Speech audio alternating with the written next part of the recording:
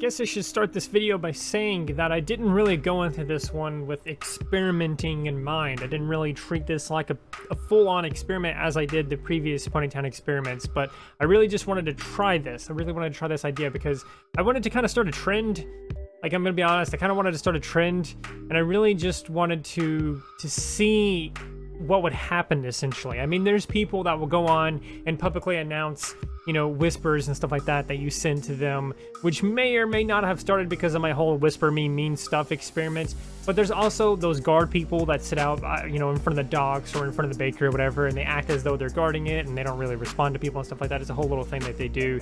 There was even one guy at one point that just kind of stood in a random spot on the map and just recited My Little Pony scripts. Like, they just recited the entire episode scripts, and they would just do that every now and again.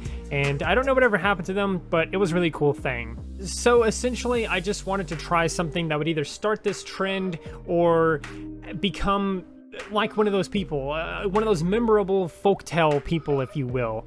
And that's really what I went into this trying to do. I wanted to become a folktale in Ponytown, essentially. But what happened? What was this adventure like?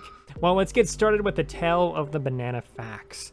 I knew right away that I wanted to share a list of banana facts rather than just anything else. I knew I wanted to share some facts, and I knew I wanted it to be banana facts. So I went onto Google and just researched tons and tons and tons of banana facts, as many as I could possibly gather.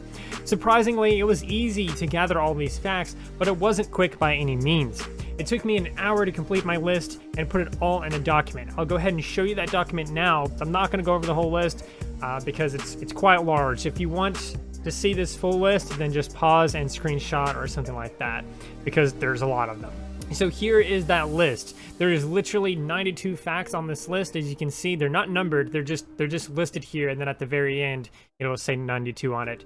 But I went and did this. One of my favorite ones is the bananas were first recorded history in the 6th century BC. I also love that they were in ancient Egyptian hieroglyphics and things like that. There is some really cool facts in here that I really love. This is one of my favorites as well, is that about half of people who are allergic to latex are also allergic to bananas, which I find to be very interesting. But anyway, I don't want to go through this whole thing, but here's the list if you guys want to pause, screenshot, or do whatever you want. There is indeed 92 facts. You can check me on that, and let's continue. If I went to do more research and go over more articles and stuff like that, I could probably reach 100 facts on this list, but it's kind of long anyway, and it's fine the way it is. Essentially, the way I went about doing this whole experiment was just copy and pasting things from this document into Ponytown, one at a time from top to bottom.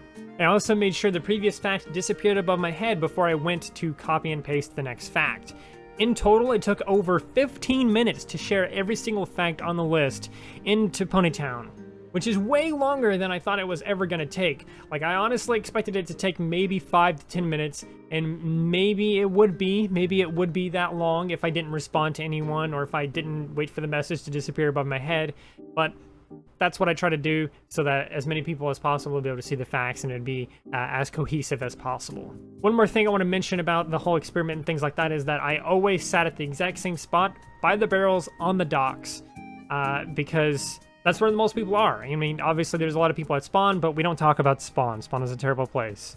But anyway, that is the general gist of what I was doing in the game. Basically, I was doing this every single day, and I would usually sit there and go through my whole list and repeat it twice. So I'd go through the whole list, and then go through the whole list again, and then if I feel like a lot of new people showed up by that time, then maybe I'd do a third run through the list. But that is essentially what I did. I did that almost every single day. I spent basically every single day doing this. So the results are pretty interesting, to say the least. From the very beginning to the very last time I did this, I had at least one person every single time without fail attempt to copy me while I was somewhere within my list. Maybe I was halfway through my list, maybe I was almost through with my list, but someone would always show up every single time without fail and attempt to copy me while I was doing this. It was insane, and it was actually really annoying too. Sometimes they would just start saying random facts about life. Sometimes they said Undertale facts for some reason. I have no idea why. I mean, that only happened once, but it was still really weird to me, and I made a mental note of that because it was really weird. I don't know how Undertale facts became a thing, but it was. One time, someone started saying toucan facts of all things. I don't know why, because that is probably the most random set of facts that someone could start sharing because of me. I mean, I was sharing banana facts. I don't know how the toucan thing came into play, but it did somehow. I have no idea why. But there was even, this one's funny, but there was even an Apple Facts person who dressed like an apple and sat right next to me, and they started sharing Apple Facts. And they eventually decided to stop at some point when I was sharing one of my facts. I don't know what fact eventually made them stop, but one of my facts finally made them stop, and they said that I won the battle, but not the war, which I thought was really funny. I never saw them again, and also I have no idea who it is, but if you are watching, if you are that Apple Facts person, did you know that bananas are the most popular fruit in the entire world? Of course, there was a large amount of people who would walk up to me and say a banana fact or two and then leave. Funny enough, some of their banana facts were false, and I ended up correcting them and things like that. But another thing that happened every single time I went to do this was people making stupid, inappropriate jokes about bananas. There was always, every single day, every single time, there was always at least one person that would come by and say that bananas were good dildos, and then continue to be inappropriate and even cover up some of my facts with their disgusting messages on purpose. I usually tried to ignore these people, and usually when I ignored them, it was successful and they would just leave. But there was at least one point, at least one time, I don't know at what point this was, but there was at least one point when I snapped and I just told them to fuck off, because it was really, really annoying and they wouldn't leave no matter how long I ignored them. What was weird about the reactions I got was that no matter how mean, inappropriate, or weird responses I got, there was always a point where they became interested in the facts and decided to leave me alone because of that. I left every single time that happened because it was just funny, and it was more common than you might realize. Like, they might be saying these inappropriate things, these really mean things, and then I might say something like, bananas grow from bulbs, not seeds, and then suddenly like, okay, I'm gonna leave you alone because that fact is pretty cool. And then they would just leave, and I wouldn't hear or see them ever again. They would like just straight up leave. They wouldn't sit by and listen to more facts. They would just straight up leave. It was funny, and it happened a lot more than you might think. But moving on, some wholesome reactions came out of this too. It was funny, but people always swarmed me within a minute of sharing banana facts. I remember when I started this for the first time, I sat down, I was like, I'm gonna do this, and I sat down for the first time, and I thought to myself, there's no way anyone is gonna react to these banana facts for several minutes, if they react at all. But no, it was legitimately always right away, within like the first couple of minutes, or within the first like 5 banana facts, someone would sit down and be like, oh cool, banana facts, or they would sit down and just start listening. Maybe they'd gather around me with bananas or something like that. It was really crazy. Someone would always be like, oh cool, banana facts, and they would just sit down, and they would always react with questions or general comments like whoa, or bananas are good or cool, or anything like that. As I said earlier, though, people usually felt the need to share their own facts in response to me. This was one of the most interesting things of this whole, I guess, experiment you could call it, was to me. Someone would try and give me a banana fact that they hadn't heard me say yet. Unknowingly to them, I had shared those exact facts before they showed up. But what I discovered is that humans are very eager to share knowledge. Like, it took nothing but a few facts about bananas for almost everyone to find any kind of fact that they knew about to share in return. I don't know if it's some kind of contest thing, some kind of competition, or something like that that triggers in people's brains or something like that. I have no idea. I don't know if it's something else, but it makes me want to try it in real life. In fact, ever since I've started doing this, I've noticed that this is a thing that actually happens in real life. Whenever I share just a little bit of knowledge or a little bit of facts about any random thing, the person I'm talking to or someone that's overhearing the conversation might chime in and share their own trick or theory or tip or wisdom in return. It really is like some kind of weird human nature thing, and I find that so fascinating. And that kind of makes sense when you think about it. We spend our whole lives sharing facts with each other. We learn something from our teachers as kids, and it gets us excited, and we tell our parents about it when we return home. Outside of school, though, you still learn these interesting facts about different things through the internet or through people you meet in life. Jobs, in fact, depend on that sharing of knowledge. So if you got a job or something like that taught you something that you didn't know before, you are very likely to share that knowledge, share what you were taught to your family or friends right after work. You just ring them up and be like, yo, this is crazy, I never knew this, did you know this? And you just tell them stuff. It's a weird thing, it's amazing. And I absolutely love how it took me sharing banana facts in a pony game to figure this out. Also, as an added note, I just realized that I learned this recently, and now I'm sharing it with all of you. So do me a favor and comment a random fact down below.